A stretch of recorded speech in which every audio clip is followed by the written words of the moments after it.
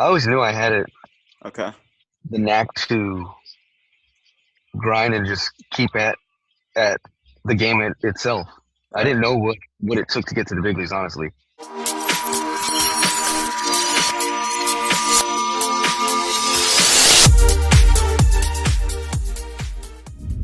What is good, everybody? Nathan Labarta here with Lambo Media, joined by a very, very special guest. Jesse Chavez has had over 10 seasons in the MLB, drafted back in 2002, made his MLB debut in 2008. Jesse, I really appreciate you hopping on. What have you been up to during this offseason? Appreciate you having me. Nothing, just getting caught up on house projects and hanging out with the family. Okay. Where are you located right now? We're out in Riverside, California. Nice. How's the weather up there? It's not too bad. A little windy. A lot of fires going on around here. Okay. Just so Okay. nothing comes by us.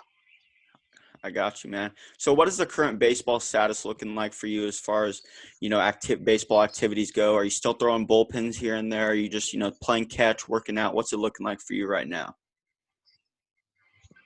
Um, I took about 10 days off once the season ended, Okay. and then got back into working out and stuff like that. And then once I got through my normal time off without throwing, I've been throwing them about 130 feet now. Okay. Just next week, I actually have a mound session just to see where I'm at, Right. gauging forward, and then I'll, uh, you know, look at the video and see where I'm at, and you know, clean up some things, and for about another month or so, keep throwing, keep working on that on the side, and then get off the mound again and see where we're at.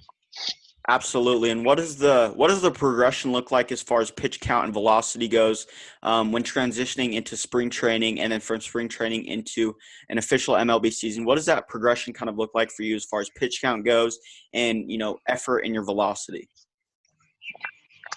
Oh, I've kind of wait a little bit to let the reins off. Now Right. that I'm gotten a little bit older, more innings, more mileage. I just try and keep it as smooth as I can until I feel that there's going to be something that clicks. The more time you get, the more experience you have, Right. where it's time to like step on the gas a little bit and time to, all right, ramping it up. And it's usually when the younger kids are making fun of you a little bit, and then it's like, all right, it's time to go now. But I try to get up to 70 pitches before I get to spring training, anyways. Okay. I like that. That's awesome how you're, trying to stay prepared even, you know, previous to heading into an official spring training. And I want to talk a little bit about this 2020 spring training format. You had spring training 1.0.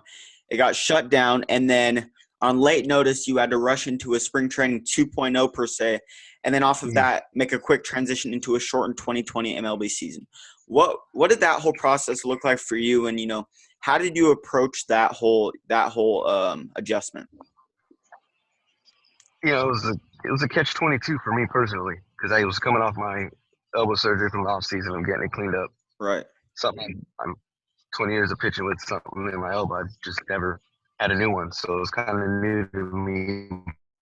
We were able to take that extra, time off so I can go home and redo my program a little bit and just get more throwing on the side at home, so to speak, going instead of just rushing into a season and not be ready. Because I don't think I would have been ready if we had to start the season on time. Okay. So what do you say it was kind of a blessing in disguise for you personally? Yeah, just because I was able to get that extra time of long toss and stuff like Right. that, Right. more exercises, just strengthening of I'd say 3 months I didn't get a chance to do any of that during the off season. Okay. And at what point when growing up and, diversifying yourself on the baseball diamond throughout, high school and college, at what point did you kind of realize, was there any moment in particular where you realized, okay, this is something I could possibly pursue in the foreseeable future and, in the long term as well?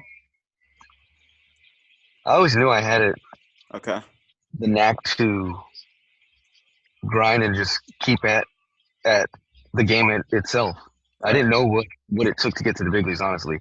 Hmm. I knew the Ranch Cucamonga Quakes locally, minor league ball. I knew, just what's on TV. But I Yeah. knew the history of the game, which was kind of odd. Didn't really know what it took to get there, but I knew the game. So that kind of doesn't make any sense to me. Right. still to this day. But I knew once I got there, it was going to be hard. Mm-hmm. So not knowing kind of helped me out because it was all new to me. So I just ran with it. Right. And you say it was kind of new, and you just ran with it because you weren't too sure of what to expect. What would you say caught you by surprise the most when entering into the minor leagues, and then on the not only on the minor league side of things, but also when making your MLB debut in 2008? What surprised you most? What were you least expecting to happen that happened in the big leagues? Not understanding the daily grind. Right. That was the biggest thing. 162. I mean, you think 144 is a lot once you get out of short season, and you get to that, you're like, wow, this is a lot of games. And no, you still got another month once you get up to the big leagues. Right. That being able to sit down there in the bullpen for 162 does a lot Uh-huh. between the ears, and it also teaches you a lot of things. It's your best teacher down there. Mm-hmm. Yeah, absolutely. And like I mentioned in the intro, Jesse, you obviously made your MLB debut in 2008. Were drafted back in 2002. You obviously have to be doing something right if you want to stay in the mix, in the talks as far as MLB baseball goes at the highest of levels possible on that biggest stage. What would you say has been the biggest key to helping you stay in the big leagues for so long?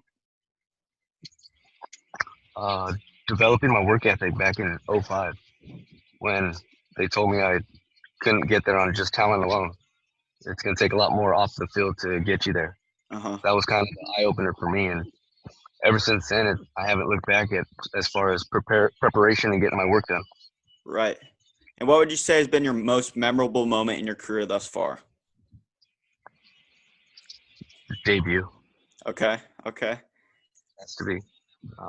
It's something that one day that can only happen to a select few, Right. and it's an honor to be part of that. Yeah, absolutely. Well, congrats on that accolade, and there's obviously much more to come in the future. Would you say there's any close seconds to that MLB debut, or would you say it's kind of a long shot, and that's kind of separated by a big margin from the other memorable moments? Reaching that 10-year milestone. Okay. The debut on the milestone was probably the biggest honor because it's not a big group that have done it. Right. So it's kind of one that I'll always look at and really be thankful for. Yeah, most definitely, Jesse. Well, congrats on that as well. That's another accolade that you should be extremely proud of. And it's obviously not just the mental side of things that you really have to push and stay inside of the game as far as the mental side of things go in the MLB. What has been the biggest help for you to stay not only mentally there in the MLB for so long, but also on the physical side of things as well? Understanding what you got that day. You can't overthrow, can't overdo it because you're just going to hurt yourself. Knowing what you can give yourself and give your team and put them in the best position to win that day. Mm-hmm. You need a day to take off just because you've thrown 3 days in a row, then you need to say something. But Right. if you feel like you can compete, you got to be able to do that, and that's what the off season's for. Be able to throw 70 to 80 games each year without a hiccup, and plus another 8 to 10 in the postseason if you get there, you get that chance. So I think the off season is really the biggest key as far as preparation goes for the longevity of a 162 game season. And if you're not as a reliever, you got to prepare as a starter because as a young kid without a role, you're going to have to go multiple innings. And if you're not built up to do that, it's not going to be easy for you for that 162. Yeah, I can definitely 100% agree with you there, Jesse. And you just hit on the point regarding preparation. Do you have any, pregame rituals or pregame routine that, it maybe isn't as usual as, a lot of other people and a lot of other athletes as far as what they do pregame? Just a nap. Just try and get a nap in. Okay. Okay. 15 to 20-minute nap in right after BP. It's hard on the road just because we have BP so late. Right. But at home, try and get it in there. So on the road, I try and get it in before batting practice. So that way it's just come in, shower, get ready, and there we go. Let's rock. Okay. And I noticed on the Officially Unofficial podcast, for the viewers, it's another podcast you guys should go check out. You said you collected memorabilia, and one of your most favorite moments was, going and asking Hank Aaron for an autograph. And, you really hit on the point where he caught you by surprise by actually knowing your name. What was that whole interaction like? And, describe what that interaction was like, and then, your initial reaction after finding out he actually, like, acknowledged you and knew who you were. Ooh, it was one that you're starstruck. Right. The man, he's the man. He's the legend. Yeah. Just being able to shake his hand and see how big his mitts were, you understood why he had that pop and that power to all fields. Right. You understood why he had the longevity to play for 20-plus seasons in the big leagues. But him, just for the fact that he knew who I was and acknowledged me at the time, that's all you could ask for, especially as a young player. Mm-hmm. What kind of got you into collecting memorabilia? Did that start at a very young age, or did you kind of just transition into that type of things when you started your professional career? It was the veterans. They said get some autographs now. Right. There's a lot of special things happening. At the time, I didn't really understand what it was, so I just really gathered the guys that did a lot and had a footprint in the game. That's basically what I built my collection around. Okay, and to kind of stay on that topic and stay on the topic regarding very iconic players, you've played with some very iconic players throughout your career thus far, and definitely more in the future. One of them that really sticks out to me, just given the fact that, in my personal opinion, he's the best player in the game. You had the capability of playing with Mike Trout. What about Mike Trout, from the outside looking in, made him so special and made him that guy? He's even better in the clubhouse and off the field. Okay. That's what you see on the field. He's shows up every day, whether he feels good or not. He looks superhuman, but he's not. You know what I mean? Yeah. So it's impressive to see that happen and see what he's able to accomplish on a nightly basis for the past 10 years or so. So it's been awesome, and I've been fortunate enough to play with many great players. So up in the Hall of Fame. Yeah, most definitely, Jesse. And to wrap it up, I want to talk a little bit about this. Obviously, comebacks and making a comeback and staying mentally strong is a very big thing if you want to stay at that high of a level for so long and as long as you have. In 2011 and 2012, you maybe didn't have the season that you were expecting to have and put the numbers up that you were expecting to have. But in 2013, you had an amazing bounce-back season, absolutely dominated on the bump, posting a 3.92 ERA in 35 games pitched. What helped you make that comeback so dominant, and what was kind of your approach and mental state during that comeback season? It was winter ball of the off season of 2011. Okay. Going down to Mexico, learning how to pitch, learning how to use all my weapons in every count, being able to control the count regardless of not just being a fastball. Right. Then obviously 2012, it was my first year back as a starter. And I kind of put it all together a little bit in AAA. I didn't get a chance to do it in the big leagues. I wasn't able to do it with Oakland, but they didn't give up on me that offseason. They tendered me that contract. Right. And I was able to show up and be the long man, versatile guy out of the bullpen. And there was a game against the Yankees where I was able to, it all clicked from what I did in AAA to the big leagues.